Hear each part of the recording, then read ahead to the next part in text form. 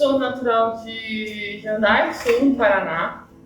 É uma cidadezinha do interior, bem pequenininha, 19 mil habitantes. Inclusive, eu estava comentando que lá tem um Rotary e é muito forte o Rotary lá, eles fazem várias ações. E tive uma infância como qualquer outra criança de interior, né? Com os avós, com os primos. Meus avós sempre foram da roça, do sítio, então eu ia muito pro sítio. Gostava muito de brincar e sempre estive no meio do esporte, né? E assim, sempre fui uma criança muito ativa. Eu e meu irmão, eu tenho mais 3 irmãos, mas meu irmão mais velho sempre foi do videogame. Eu não, eu sempre fui de ficar no quintal, de ficar brincando, de ir atrás de bola. Até que, aos 12 anos, minha vida teve uma grande mudança, uma reviravolta. Eu era bem nova. Eu sofri um acidente de carro e dia 14 de abril de 2007, então já tem 17 anos e eu passei a usar a cadeira de rodas, né? Um momento muito difícil, um momento não só para mim, mas para minha família, né? Minha mãe, que estava comigo no acidente, o motorista dormiu ao volante, invadiu a pista contrária e bateu de frente no carro que a gente estava, né? Então foi um momento que um momento assim de muita dúvida, né? O que vai ser agora? O que vai ser agora? Aí eu vim aqui para Brasília pela primeira vez. Saí lá de Jandai do Sul, primeira vez que eu andei de avião, vim aqui para Brasília, no Hospital Sara, fiz minha reabilitação e aqui no Sara eu conheci o esporte.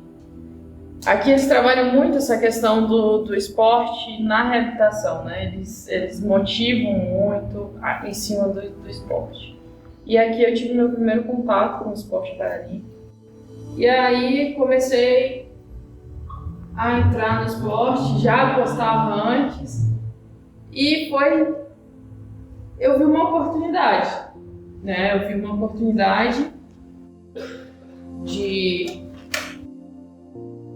dar a volta por cima. Foi o esporte que me ajudou nessa batalha, né? E hoje eu penso tudo que eu conquistei através do esporte, né? Assim, tive oportunidade de conhecer, a oportunidade de conhecer o mundo competindo, coisas que eu imaginei, coisas que a minha família, minha mãe não teria condições de me proporcionar no esporte paralímpico, né? Depois de acontecer uma tragédia. Então, muitas vezes uma coisa inesperada, né? Uma coisa que acontece que acabou, né? Agora, o que vai ser agora?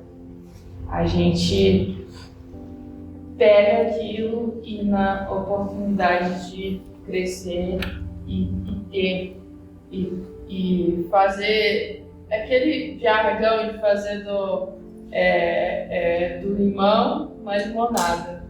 E é isso, né? A vida nos surpreende e a gente tem que buscar saídas e soluções. Hoje eu voltei da Europa no início do mês, agora de outubro. Fiquei quase 3 meses fora, viajando. Então são coisas que eu nunca imaginei poder um dia conseguir fazer. Passei 1 mês na Itália, da Itália para a França, fui para a Alemanha, voltei para a França, depois fui para a Suíça. São experiências únicas que muita gente não vai ter a oportunidade que eu tenho. E aí, assim, não é... então é bom ser cadeirante? Não, não é, mas é uma diversidade da vida. Eu tive que saber lidar e dar a volta por cima, né? Assim, não é fácil, mas o mais difícil de ter uma deficiência, muitas vezes, são as barreiras que a gente não consegue transpor. Uma barreira arquitetônica, uma falta de acessibilidade. Uma coisa que... Isso eu não consigo mudar. Isso eu não consigo. Isso é difícil. A situação, a forma em que eu vou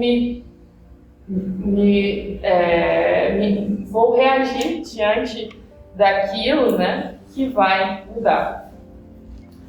E em 2011 eu encontrei o paraciclismo. Na verdade foi em 2010. Em 2010 eu entrei no paraciclismo, 3 anos após o meu acidente. Eu joguei basquete, fiz natação.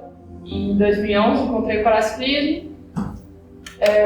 Comecei a competir. 6 meses depois eu fui já convocada para a seleção brasileira. Foi muito rápido. Eu literalmente caí de paraquedas, não conhecia nada de ciclismo, né? A gente não tem, o Brasil em si não tem a cultura do ciclismo, igual a gente vê principalmente nos países da Europa, que tem muita cultura do ciclismo como esporte. Eu costumo dizer que dificilmente um pai dá para um filho uma bicicleta pensando que o filho pode ser um atleta de ciclismo.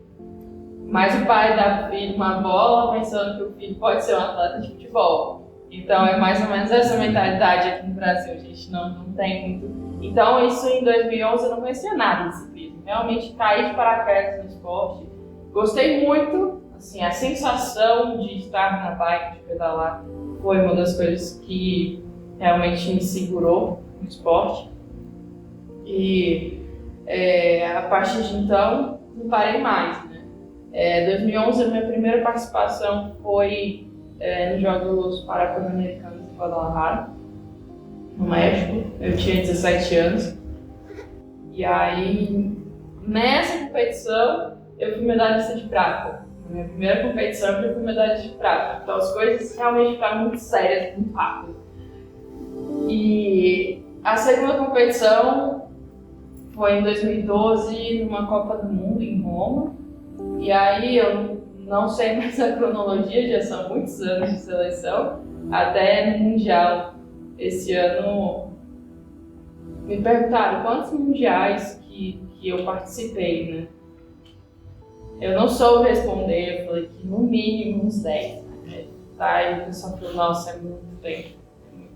Eu fui pioneira no Brasil, no handbike feminino, né? Fui a primeira mulher a entrar no esporte na handbike. Então, realmente eu tive que desbravar os caminhos, tive que procurar conhecimento para conseguir me desenvolver no esporte. Foram altos e baixos, né? Eu, em busca de melhores condições de treinamento, eu mudei para São Paulo, saí de lá da cidadezinha do interior de 19 mil habitantes, fui para São Paulo, capital, em 2012. Fiquei 3 anos em São Paulo, uma rotina maluca. Eu falei, eu só tinha uma coisa na cabeça: eu só vou mudar para São Paulo se eu tiver condições de continuar estudando. Então, mudei para São Paulo, fazer faculdade, treinava à tarde, fazia arquitetura. E em São Paulo não tinha carro, então eu pegava 2 ônibus para ir para a faculdade, para ir 2 ônibus para voltar, acordava 5, 5 e meia da manhã. Foram 3 anos na loucura em São Paulo, até que, em busca mais uma vez de melhores condições de treinamento, vim para Brasília em 2015. E aqui que eu falo que foi realmente a grande virada na minha carreira. onde eu comecei a realmente me profissionalizar. Porque foi o momento em que eu tranquei a faculdade, comecei a me dedicar 100% ao esporte, comecei a chamar outros profissionais para trabalhar comigo. Hoje na minha equipe são 7 profissionais trabalhando, entre treinador, preparador, físio, massoterapeuta, médico, psicólogo, nutricionista. Então é muita gente trabalhando. E aqui em Brasília que foi começando a chegar mais gente, né? Eu comecei a treinar com técnico da seleção realmente, que é aqui em Brasília, e um preparador físico meu da época que ele estava no SARA. Ele foi meu professor de educação física na minha reabilitação, e quando eu vim para cá, ele começou a fazer a minha preparação física. E eles foi uma das chaves na virada, porque ele começou a chamar outros profissionais.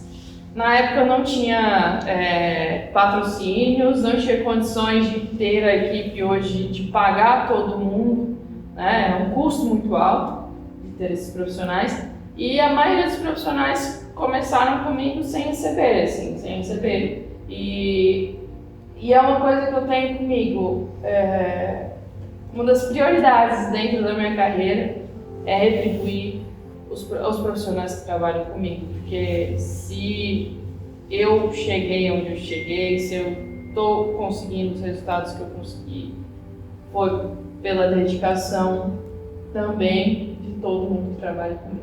Eu sou a pessoa que vou lá e faço, mas se eu não tivesse todo o planejamento das pessoas que me cercam, eu não conseguiria, né? Se eu não tivesse o suporte da minha família, eu não conseguiria. Se eu não tivesse tido o suporte da minha família lá atrás, eu não conseguiria ter chegado aqui. Eu lembro, assim, que quando eu morava lá no interior do Paraná, eu comecei no basquete, e o basquete era a 80 quilômetros da minha cidade. E muitas vezes a minha mãe me deixava na escola, falava: hoje a gente não vai conseguir porque eu tô sem dinheiro para colocar combustível no carro. Aí eu ia triste, porque é uma coisa que eu gostava, né? E minha mãe fazendo de tudo, a vida inteira fez de tudo por nós, por mim, por meus irmãos. E aí chegava no horário do almoço, que ela ia me buscar, ela tinha dado um jeito e tinha conseguido dinheiro para me levar e me buscar. Então, se não fosse por essa base, né, toda essa rede de apoio, eu com certeza não teria nem saído da minha casa lá em Jandai do Sul. Então, essa rede de apoio que eu tive e tenho até hoje, porque a vida de atleta de alto rendimento não é fácil. Eu posso dizer que eu participei dos jogos, eu tenho a minha passagem em 3 jogos. Eu participei dos Jogos do Rio de Janeiro de 2016, dos Jogos Paralímpicos, que é o ápice da carreira de um atleta. Foi minha primeira participação, então a gente não tinha muitas expectativas de medalha. Eu estava há pouco tempo em ritmo bom de treinamento, mas eu tive um resultado muito bom, que eu saí ali da posição que normalmente eu ficava em 12º, 14º, consegui ficar em 7º em uma prova e em 10º em outra prova. Foi uma experiência única na minha carreira, foi no meu país. Quando eu subi a rampa de largada, eu estava assim, toda a torcida gritando, aplaudindo, chamando meu nome, e eu fiquei... Isso daí eu nunca vou esquecer. Acho que é um momento que eu nunca vou esquecer na minha carreira, e foi os Jogos Paralímpicos do Rio de Janeiro. Em seguida foi Tóquio. Tóquio foi uma tua parte na minha vida. Em 2018 eu tive uma úlcera por pressão no glúteo, um machucado, justamente por ficar muito tempo sentado, e eu contraí uma osteomielite. A A osteomielite é uma das infecções mais difíceis de ser tratada, né? Que demanda mais tempo de tratamento. E isso foi no momento da minha carreira que eu estava assim, voando. Eu terminei 2018, eu tinha conquistado medalha em todas as competições internacionais que eu participei. Eu tinha conquistado minha primeira medalha no campeonato mundial. Estava assim, voando, né? E estava entrando no ano pré-olímpico, 2019. 2020 seria os Jogos Paralímpicos de Tóquio. Em março de 2019, eu comecei essa luta com uma úlcera, uma depressão. Era um tratamento que era para durar 3 meses e duraram quase 2 anos. Então foi um momento de muita angústia. Veio a pandemia em 2020. A pandemia teve seu lado bom e seu lado ruim. O lado bom para mim foi que os jogos foi adiado para 2021. Eu tive um tempo para respirar e vamos focar aqui agora na minha recuperação. Passei por 3 cirurgias, 11 meses de tratamento com antibiótico venoso. Foi realmente um momento muito difícil na minha carreira. Eu falo que é até mesmo mais difícil do que o meu acidente, porque era um momento que minha carreira já estava se consolidando como atleta. Um momento em que eu tinha muita a expectativa de medalha em Tóquio. Toda a comissão da confederação também tinha, os técnicos da seleção também tinham essa esperança. E aí você vai daqui lá para baixo, né? Lá para baixo.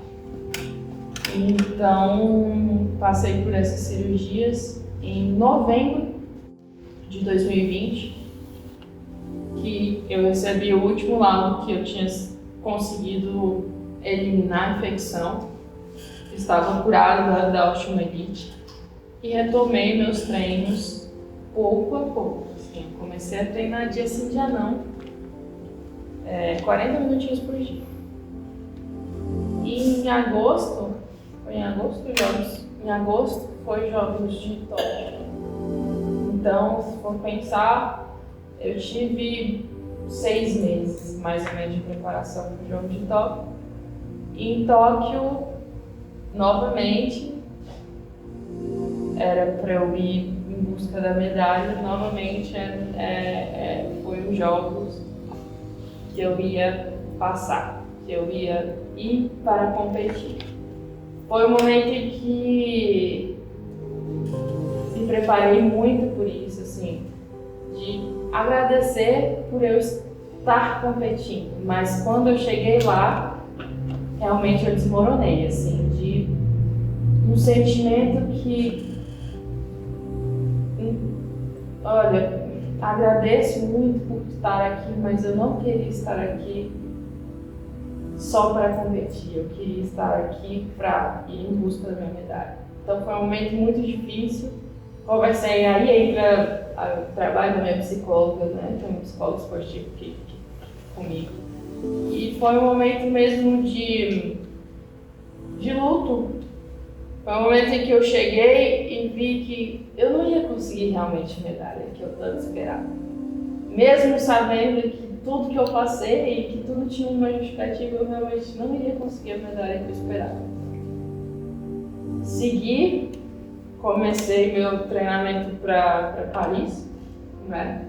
Foi agora, recentemente, em setembro. Fizemos uma preparação impecável, perfeita. Preparação olhando para os mínimos detalhes, Minha prova principal, que é a prova de estrada, que foi onde eu fui campeã mundial esse ano. Tudo que tinha para dar errado, deu errado.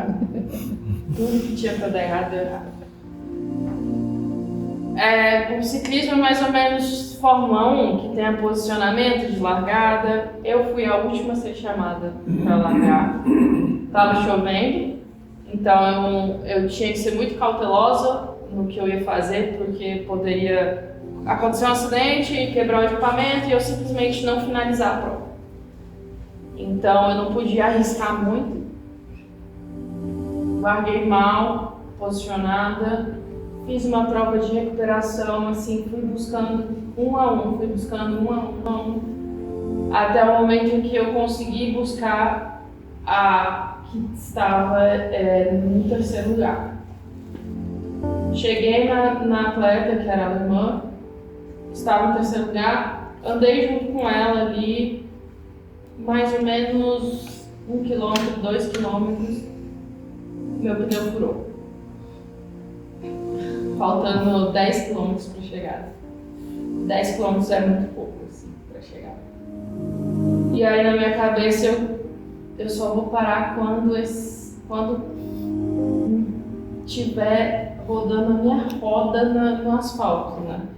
Foi esvaziando aos poucos, mas a minha cabeça falou, não vou parar. Continuei, chegamos na segunda colocada, então ali a gente estava em 3, disputando o segundo, o terceiro e o quarto. A primeira colocada estava bem à frente.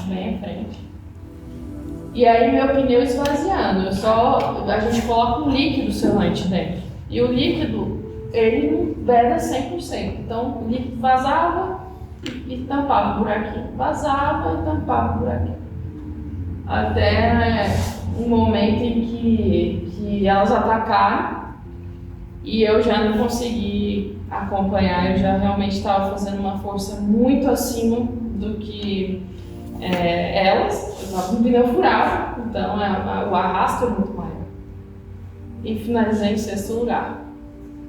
Foi uma grande frustração por saber que eu tinha capacidade de ser medalhista. Mas, mais uma vez, o esporte mostrou que eu não controlo quase nada. O que eu estava sob controle, eu fiz perfeitamente. Eu não desisti e tentei até o último segundo buscar minha medalha, mas muitos fatores na vida que a gente não está controlando. Foi um momento, assim, hoje eu falo, mas se conversasse comigo há um mês atrás, eu estaria chorando muito, porque realmente foi um momento muito difícil de pensar tudo que eu fiz e não ter atingido o objetivo. O objetivo de ter a medalha, mas o esporte é muito mais do que isso, é muito mais o processo da evolução do que a medalha em si. É um grande feito, mas olhar para trás, ver todo o processo, tanto que eu me dediquei. E 10 dias depois de acontecer tudo isso, eu estava bem chateada, bem desmotivada. Eu conquistei a minha primeira medalha no campeonato mundial. Primeiro título de campeã mundial. Já tinha medalha de bronze, então foi o meu primeiro título de campeã mundial esse ano. E aí tudo faz mais sentido, né? Faz mais sentido de todo o trabalho que eu fiz. Realmente mostra que o trabalho foi certo, todo o esforço foi recompensado. Foi o primeiro título do Brasil, tanto olímpico quanto paralímpico, então para a mulher, né? Foi a primeira campeã mundial do paraciclismo e do ciclismo. Vamos colocar o esporte ciclismo. Foi um alívio e tanto, né? Porque é muita luta. Eu fiquei 3 meses fora, mas 3 meses longe da família, né? 3 meses de um hotel, e vai para um hotel, vai para o outro, então 3 meses de muito sacrifício. Estava do lado do trem mais bonito do mundo, do passeio de trem mais bonito do mundo, na Suíça. eu não fiz, porque eu não tinha condições de ir, assim, era tanto treinamento. Hoje meu treinamento, eu tenho um descanso por dia, por semana. Então, o dia que eu tinha para descansar, eu realmente queria descansar. Então, a vida de atleta é uma profissão que é um pouco diferente de muitas das outras, que a partir do momento que às vezes você sai do escritório, enfim, do seu ambiente de trabalho, você faz o que você quiser, tá tudo bem. O atleta, depois que você terminou de treinar, você tem que se alimentar, você tem que descansar, você tem que ir para fisioterapia. Então, 24 horas do nosso dia é em torno de um objetivo, né? É em torno de buscar ser melhor. E para mim, muito mais ser melhor do que eu mesmo. Minha psicóloga fala muito, Jair, você fala das competições muito do que você faz e não do que o outro faz. E é isso, o que eu tenho que fazer para melhorar a minha performance. Não estou preocupado no que o outro vai fazer para eu fazer. Eu tenho que entender o que eu preciso fazer. E uma coisa que eu aprendi muito é a consistência. É você fazer aquilo todo dia um pouquinho, todo dia um pouquinho. Eu demorei mais de 10 anos para conseguir meu título. Então é muita dedicação, é muita persistência, muitas dúvidas no meio do caminho, muitas dificuldades de apoio, muitas vezes, dificuldade de... A gente sabe que eu vou competir com atletas europeus, principalmente dos americanos, que têm muito mais acesso à tecnologia.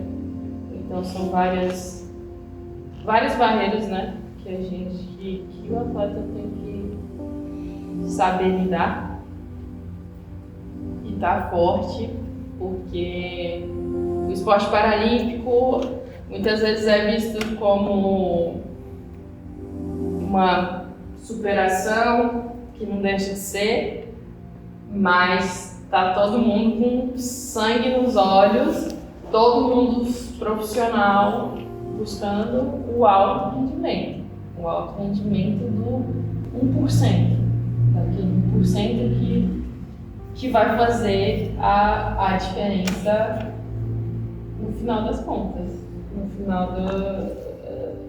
para alcançar, né, essa medalha. Muitas vezes a gente precisa de arriscar. Eu olho hoje o meu sprint, a minha prova, assim, eu ganhei por isso daqui, foi no sprint final. E eu sprintei como se fosse daqui ali, assim. Eu olho e falo, arrisquei. Muitas vezes é isso, a vida a gente tem que arriscar, né? A gente nunca sabe dar certo se a gente não tentar. E eu acho que a minha carreira como atleta foi isso. Arriscando, tentando buscar sempre o melhor. E arrisquei quando eu mudei para São Paulo, arrisquei quando eu mudei para Brasília, né? Arrisquei quando eu sprintei a 50 metros, ia sempre arriscando, tentando.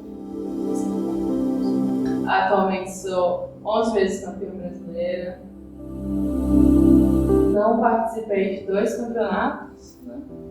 Dois campeonatos brasileiros até hoje. Mas toda a minha carreira, ganhei todos os campeonatos brasileiros que eu participei, eu ganhei. Medalhista para Pan-Americano, Guadalajara, prata, Santiago, no ano passado, ouro e prata. Campeonatos mundiais, 5 medalhas, 4 de bronze e 1 de ouro. E e Copa do Mundo, 9 medalhas de prata e bronze. O Campeonato Mundial foi recente que eu conquistei. Uma curiosidade, muita gente não sabe, que é a questão da camisa de campeão mundial, essa camisa que tem essas listras, que são dos 5 continentes. E só eu posso usar essa camisa durante o próximo ano. Então é uma forma deles honrarem o campeão mundial no ano anterior. Então, nesse próximo ano eu usarei essa camisa nas competições e na prova de estrada, né? Eu fui campeão mundial. Então, campeão brasileiro também tem camisa de campeão brasileiro. Campeão brasileiro europeu. Também tem a camisa de campeão brasileiro. Então, no ciclismo a gente tem essa tradição de identificar os campeões pela camisa. Muitas vezes em competição tem um atleta com camisa diferente. Identifica-se os campeões europeus, brasileiro, ou campeão de cada país, né? E o campeão mundial são essas listras. Bom, então foi pioneira na modalidade Brasil, a primeira mulher medalhista em campeonato mundial, campeã mundial, e a maior medalhista internacional da seleção brasileira de paraesquismo.